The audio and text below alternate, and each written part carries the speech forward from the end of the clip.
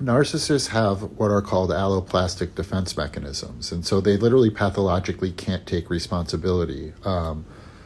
The reality is that a narcissist doesn't actually have a developed sense of self. They're trapped in infancy. So they can no longer kind of take responsibility, or no more take responsibility than an infant could. I mean, think of like projection. Like, what's an infant doing when they're screaming and crying? They're projecting their emotional state onto the people around them in order to get their needs met.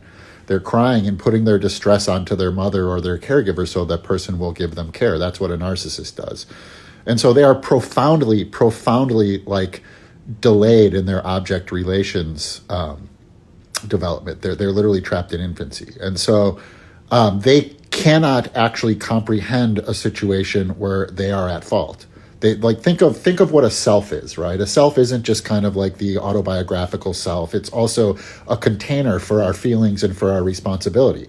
They have a grandiose false self that is directly related to how they're being perceived and what they want the world to think of them, but they don't actually have a sense of self. They don't have anything emanating from them.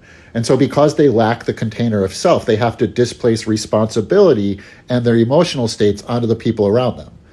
And so that's why they're literally incapable of, their mind is incapable of entertaining them at fault for anything. They live in an inverted reality. This is why we go no contact from them, because you can have them dead to rights with all the evidence that you think will kind of get them to admit what they've done, and they'll still somehow flip it back on you.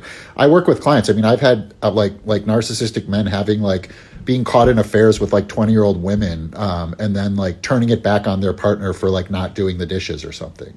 You know, that they have no concept of proportionality. They have no concept of responsibility. It's always transactional, right? And so the transaction would be, yeah, I did that, but you did this. And so they literally cannot pathologically take responsibility. That's the reality of pathological narcissism. A lot of diagnosed narcissists aren't pathological, and so they probably could.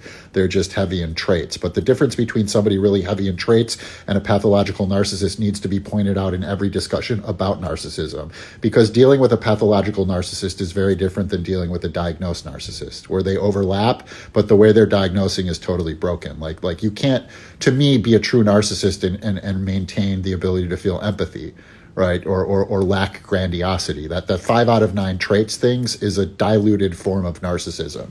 The true narcissism, the true pathological narcissism, is a closed loop of behavior that's not about 5 out of 9 traits. It's about somebody trapped in a very like low form of consciousness that is trapped in infancy.